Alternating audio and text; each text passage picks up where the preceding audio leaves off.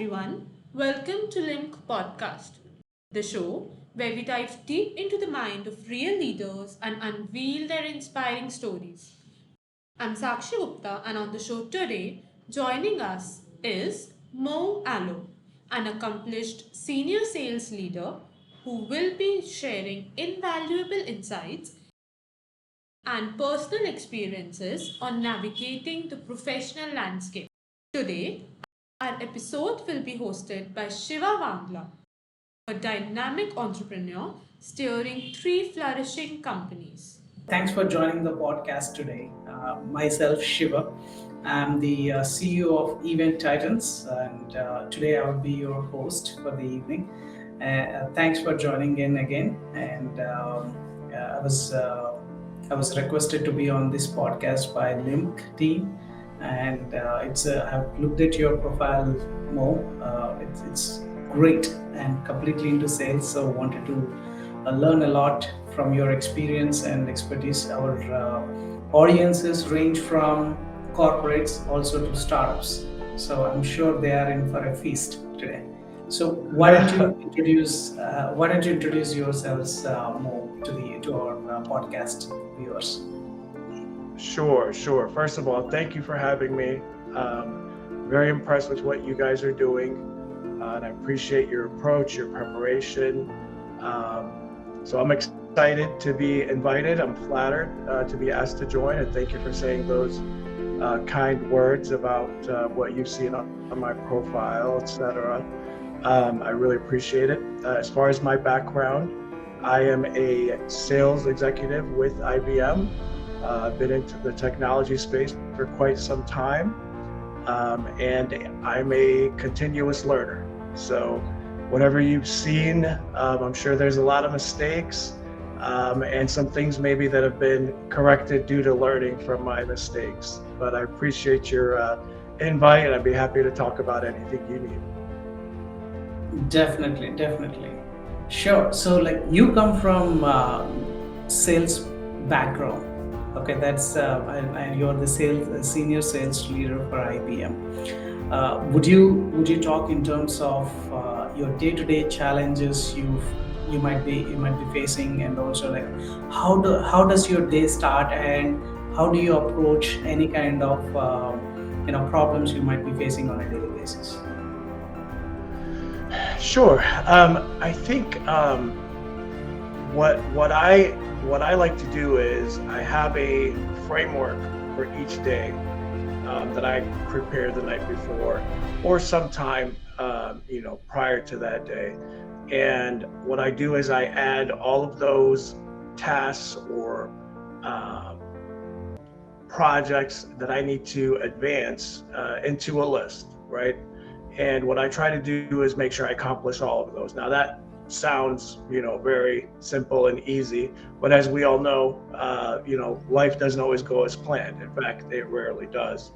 And so what I have continuously tried to do is learn to stay disciplined. Being able to prioritize, being able to give my attention to the priorities that I've spent time thinking about and identifying when I had time, right? Rather than react in the moment and end up, going down a path that might be very interesting in the moment, might grab my attention, etc., but might take me off of the ultimate goal that I have. So as far as challenges, I think it's probably not unique to everybody else. Time, right?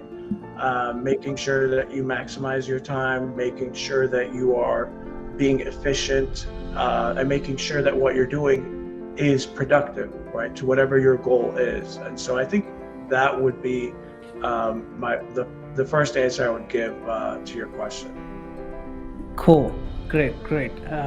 You mentioned that you are a learner of technologies, and also what is your take in the latest advancements in the AI world? How are you guys dealing with that?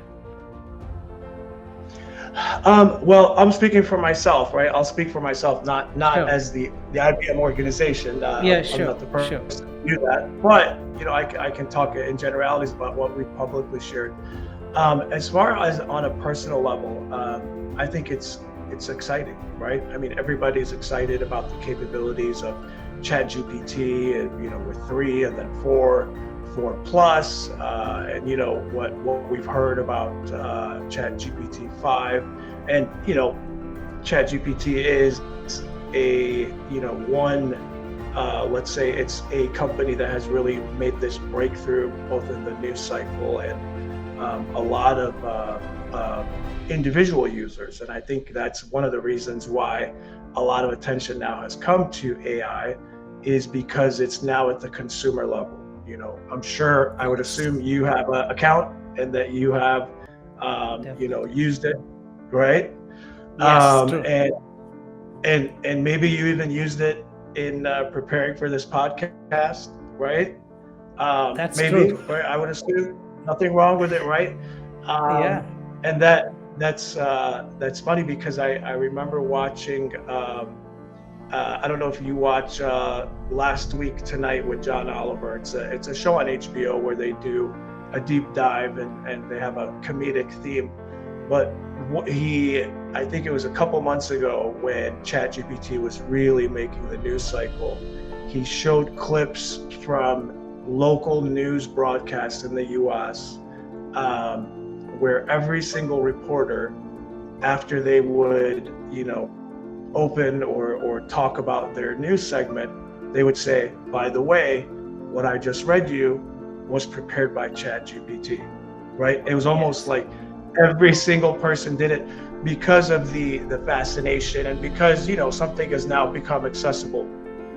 But you and I know that AI has been used in our daily lives and by businesses and enterprises for a long time, right? Decades. And I think what's made ChatGPT really a buzzword, and what's really garnered a lot of attention, is that individual users like you and I can now go in and experience the power of this, learning language model, this deep learning, where, in the past, maybe we would go to Google and, find, 10 different articles on a topic, and then we might, read some of them, pick what we like. This is doing it for you, and it's able to summarize for you.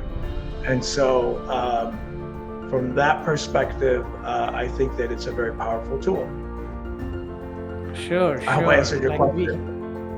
Yes, we use AI on our day-to-day lives. Actually, it became so easier for us to put together something like questions or any kind of text that we would like to go on the videos, etc. Hundreds of tools. So that's cool. Great. So there's. Go ahead. Sorry. I was going to add, when you said hundreds of tools, I assume you've used some of their plugins for ChatGPT. Have you? Not as plugins. Okay. Not as plugins. Well, so can you tell us more about the technology and also the strategies you use to use the ChatGPT? So, from my perspective, or my use of it, I think that it is really, first of all, everyone should be using it, in my opinion, learning it, because it is a tool, and it is a tool that, if you use it properly, can benefit you, right, as an individual and whatever that you're doing. Now, of course, with every tool, there's good and bad, right? And I think maybe we'll touch on that later. But how I'm using it is really using it to, let's say, the previous topic that we said. I want the fundamentals of a certain topic. I could do my own research on Google or Bing or whatever search engine and really go through, or I could ask ChatGPT, can you give me a summary of this topic? And so that it will give you a summary. What it does is it's going and doing all that work right? Rather than going through and reading every single article, every single, published study, it's going to aggregate it all. Now, there's some things that we all have to know and understand. ChatGPT, the initial version, was limited to information that was available on the internet up to September of 2021, I believe. And so there's a lot of information and development since then. And so it's very important to know that limitation. Now, I mentioned plugins. Plugins are basically, like it's an extension. Like in Chrome, you can add an extension, a plugin, you can add an added developed enhancement to ChatGPT. So one of them, Bing, has created an extension that allows for web browsing. And so now you can use that plugin and get more updated information in real time. But again, there's limitations. Even the model itself will tell you that, hey, I might give you incorrect information. And I'll give you an example where it occurred with me. One of the things that I do is if you have, like you said, been on my LinkedIn profile, one of the areas that I like to focus on is sustainability and environmental impact. So ESG is an area of my focus. And I put out a newsletter where I curate the latest, hot topics, relevant articles over the past week or 2 weeks. So I decided, hey, this ChatGPT might save me some time. And I went in and I asked it to do just that. I said, can you please, collect for me the last 10 articles on ESG and summarize them and make, use, popular, trusted publications. And of course, within, seconds, it gave me a list of 5 or 10 great sources, Forbes, Harvard Business Review, etc. And I was obviously very impressed. But I went and checked to make sure, wait a second, I went and checked to search those articles and they didn't exist. Wow. And so I went and asked it, hey, are these real articles or did you create them? And so it told me, I'm sorry, I did just create them. I'm a, large language learning model, and, I gave you the answer that I thought you were looking for. So it's very important to understand the limitations. I think that it's getting better day by day. Obviously, right now, the technology is rapidly advancing. There are things that it's very good at. So I'll give another example. I like to take a lot of notes, during meetings, during calls, I take notes. And of course, when we take notes, we're not getting every word, we are, summarizing. If you take your notes and of course take out any personal information or anything, that's privileged or confidential and ask it to summarize, it can summarize it. It can do a pretty good job. But you can still tell that it is not a human, right? It's not a human voice. In some instances, it's pretty good. In some instances, it's obvious that it's not a human voice. Wow, I just learned something about Chat. I learned something new about ChatGPT today. Yeah, and I know that everybody is now, how when we think search the internet, we think Google, we say Google it, right? Now everybody, because of the news cycle, when they're thinking of AI, they're thinking of ChatGPT. But there are, many companies that have been involved in AI for a long time, right? And that's not taking anything away from what they've done. Obviously, it's very impressive.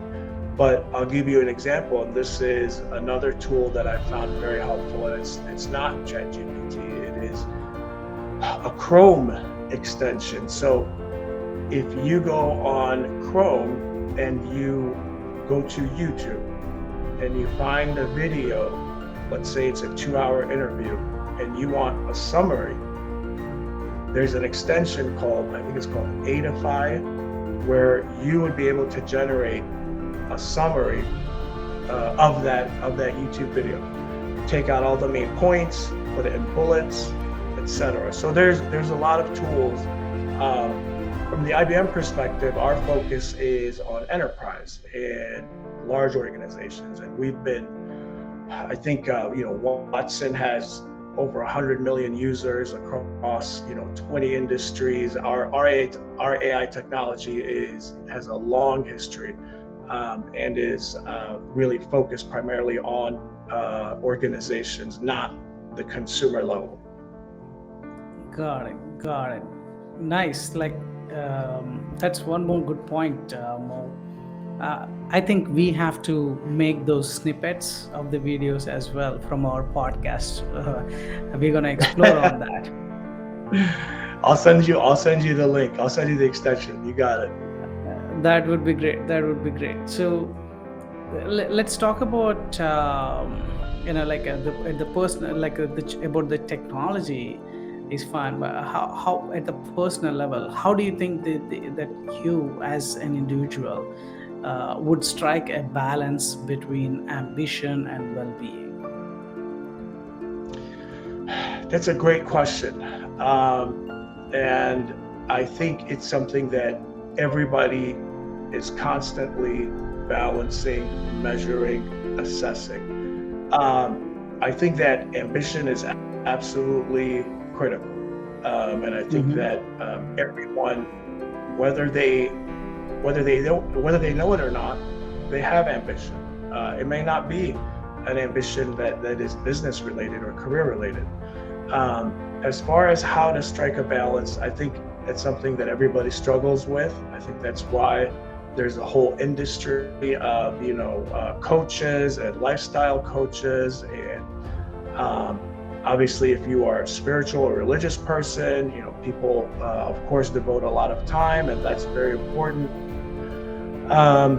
As far as how I do, I think naturally I'm wired to really focus on work and achievement and excellence, and really my priority is always doing the best job that I can, right? Always to do the best job that I can. And sometimes what I have learned is that in order to do the best job that I can, I need to rest, I need to sleep, I need to spend time with my family, with my wife, with my children. And that once an individual starts seeing that, then they will find that balance. Now, obviously, there's going to be, there's phases in life. There may be a phase where you're going to have to work extra hours, right? You're going to have to devote more time to your career. And so in that phase, it is even more critical that you're able to find some balance. How do I do it? I make sure to take breaks throughout the day. I make sure to constantly be in touch with my incredible and loving and supportive wife and family, and play. I have a 3-year-old son, so I always like to play with him and kind of get out of a serious mode and goof around. And so those are some of the things that I really try to do to maintain that balance. But it's hard. It's very hard. Definitely. You do have a challenging career. So to manage both the personal life and professional life, it's a tough thing. Yeah. But I'm sure you are doing pretty good at that. I hope so. Thank you. So, in your career, what do you think the boldest thing you have done, and how did it make you feel? Man, I saw that question, and I've been thinking about that one because it's always hard to put one thing number one, right? Let me start by saying this. I think that the boldest thing, let's say, that I have done in my career is just knowing that you have to be bold, right? And bold it can have so many meanings, right? But the way I perceive it is, are you willing to take a risk? Are you willing to overcome your fears, right? Are you willing to fail, right? Because there's a famous quote, and I'm forgetting who said this one, but it said, success is being able to walk away from failure after failure without losing your enthusiasm. We're all going to fail, right? And even the word failure, I think it might not be the right term, but it can be. A lot of people take the position of use the word learning opportunity, right? Because any opportunity that you have, if it doesn't go according to plan, first of all, it wasn't meant to be. You have to learn to accept that this is what was my destiny. This is what, was planned for me. And you have two options. You can lose your confidence, you can lose your momentum, you can, sulk, let's say, or you could process that emotion, because those are real emotions. Process that emotion. You feel, disappointed, but then learn from it and make sure that you take that lesson with you. And then as you go through step by step in your career, whatever it is, you'll have this database, just like ChatGPT downloaded the internet. You now have your own, internet and knowledge base of Shiva or Mo. I know over all this course of time, it's now going to inform my position, my decision making, the way that I will receive, let's say, a perceived failure. Going back to your question, because I know I didn't answer it, being bold. I mean, I think I can give you, so number one is being willing to ask, right? A lot of times in career, let's say somebody is a graduate and they're looking for a job, right? Being ready to ask someone, reaching out to someone, say, hey, can you help me? Are you willing to consider me for this position? Just having that drive and that willingness, I think, is bold. And I think that it's the same way in business. Whether you are asking someone to be your mentor, whether you are asking a client for a meeting, whether you are reaching out to leadership and want their attention, or you want to speak to them on a topic, being bold in those ways, I think, is something that everybody should practice doing, because it does not come naturally for everyone. But I also have found that the more prepared I am, the more bold I'm willing to be. The more preparation we do, the more education we've done as a habit, learning as a habit, reading as a habit.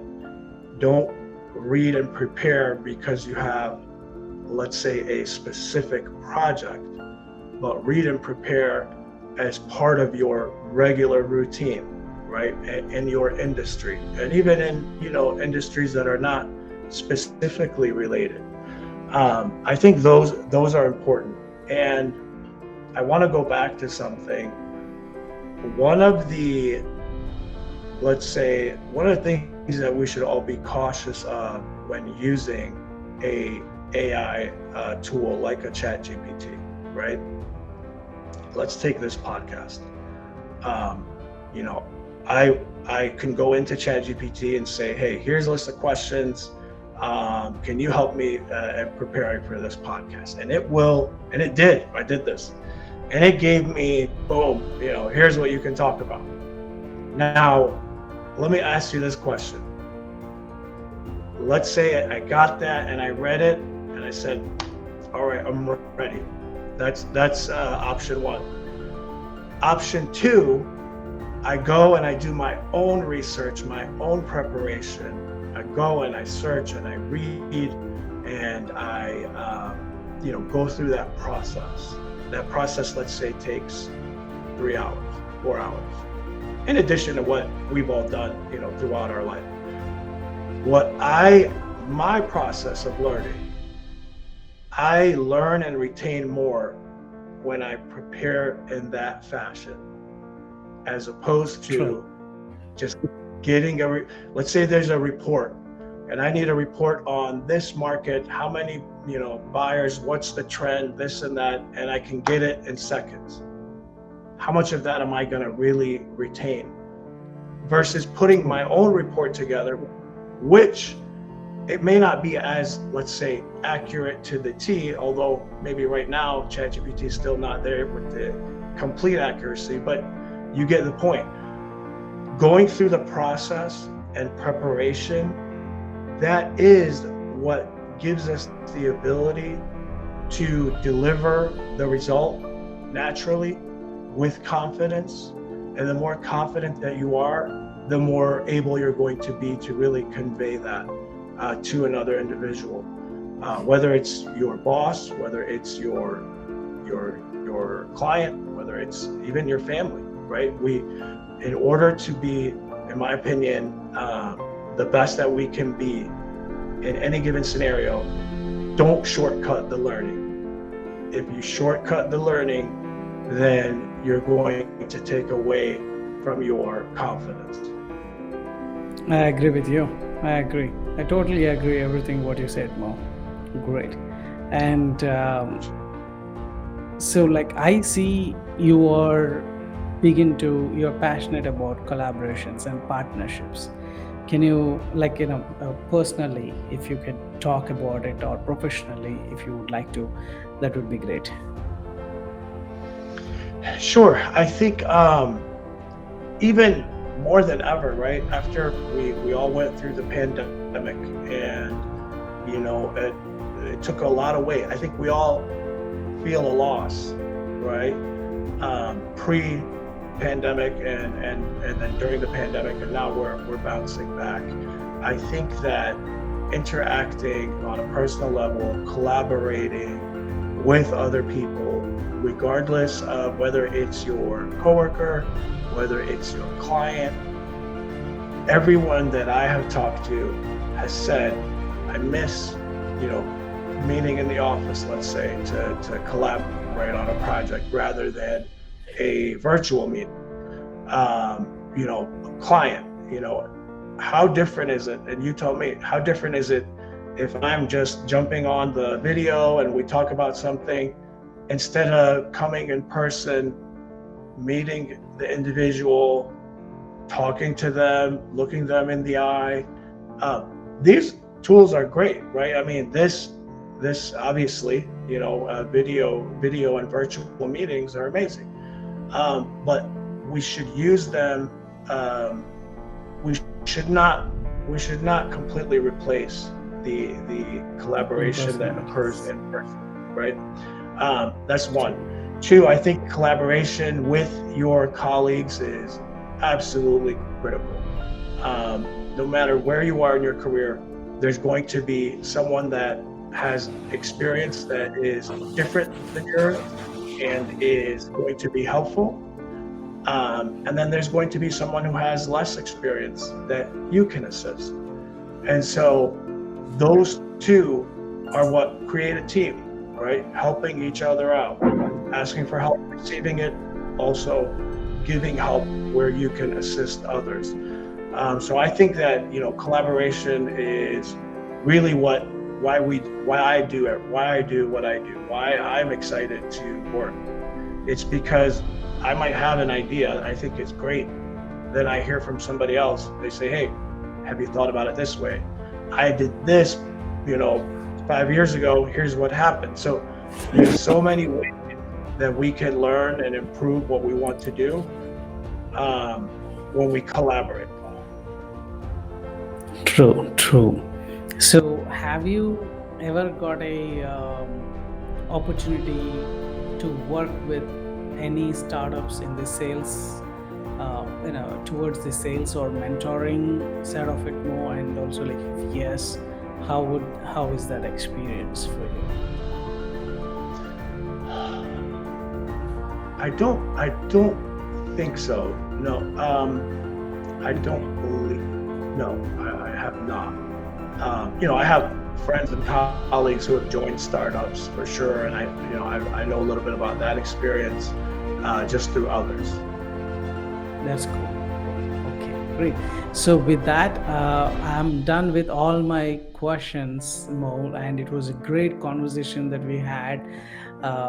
Sharing your experiences about your profession and also the latest AI. I learned a lot today from the conversation. Thanks for having being on our podcast, and looking forward to extend that collaboration meeting over the LinkedIn, and talk to you soon. It's a pleasure. Thank you for having me. I truly appreciate it. See you again soon. Thank you. Bye-bye. Take care. Bye. Thank you guys for watching. We'll see you in the next video.